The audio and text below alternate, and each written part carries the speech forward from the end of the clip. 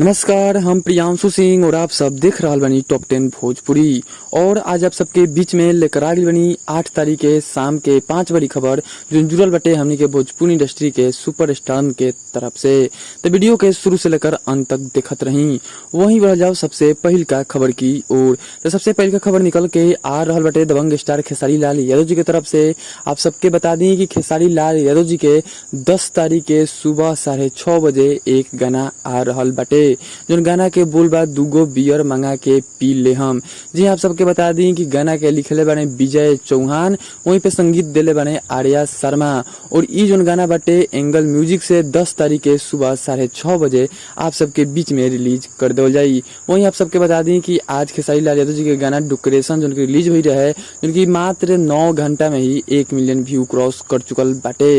अगर आप सब सुन ले बनी तो कमेंट बॉक्स में जरूर बताएं कि आप सबके गाना कैसा लगा रहा है। अगर नहीं सुने तो आप सब जाके सुजय म्यूजिक वर्ल्ड से ही गाना सुन सकत तानी जा। वहीं बढ़ दूसरा खबर की ओर। तो दूसरा खबर निकल के आ रहा बटे पावर स्टार पवन सिंह जी की तरफ से। सबसे पहले आप सबके बता दी कि पावर स्टार पवन सिंह जी के कल आप सबके बीच में एक नया गाना के फर्स्ट लुक जारी हो सकत ताटे।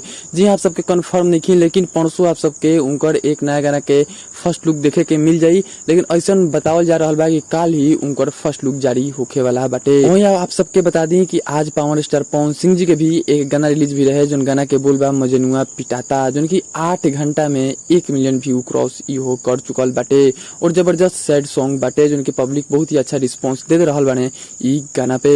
वहीं बढ़ जाओ तीसरा खबर की ओर। तो तीसरा खबर निकल के आ रहा बटे अंकुश और राजा जी के तरफ से। जी आप सबके बता दी कि अंकुश राजा के भी एक गाना जो की हो रहा बटे कल रिलीज, यानी कि 9 तारीख के कल अंकुश राजा जी के भी एक गाना हो रहा बटे रिलीज जो गाना के बोल बा लाजाइल बानी का। जी आप सबके बता दी कि वे म्यूजिक पे सुबह 6:15 में ई गाना आप सबके बीच में रिलीज हो जाई। वहीं चौथा खबर चालू करे से पहले आप सबके बता दी कि बहुत ही एक सुंदर चैनल बटे जो चैनल के नाम बा क्रेजी ऑफिशियल। बता दी चैनल पे आप सबके एक से बढ़ के एक स्टेटस देखे के मिलत रहेला।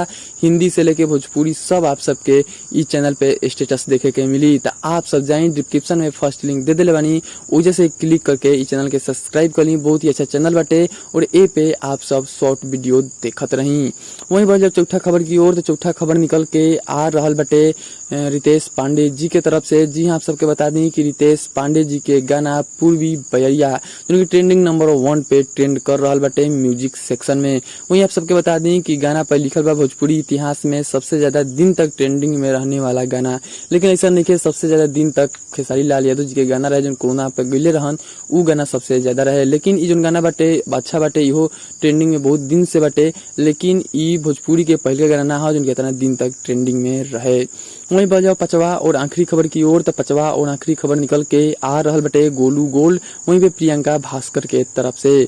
जी आप सबके बता दी कि कल गोलू गोल्ड के भी गाना आ रहा बटे जो गाना के बोल बा कहबा तक कुआं में कूद जाई का कहबा तक कुआं में कूद जाई का जो ई जो गाना बाटे कल आप सबके बीच में, यानी कि 9 तारीख के सुबह 6:45 में ई गाना हो रहा बटे गोलू गोल्ड इंटरटेनमेंट से रिलीज। तो आप सब इहो गाना के सुनल और देखल ना भूलम जो कि कल सुबह आप सबके बीच में 6:45 में हो जाए गोलू गोल्ड इंटरटेनमेंट से रिलीज। वहीं आप सबके बता दी कि आप सब कमेंट बॉक्स में जरूर बताएं कि आज के शाम के 5 खबर में से सबसे अच्छा खबर के लागल। और जाते जाते चैनल के सब्सक्राइब भी कर लें जो चैनल के नाम बटे क्रेजी ऑफिशियल। पे जबरदस्त शॉर्ट वीडियो आप सबके देखे के मेरी डिस्क्रिप्शन में दिले बानी, फर्स्ट लिंक पे जाई और चैनल के सब्सक्राइब और सपोर्ट करी ना भूलम। जय हिंद।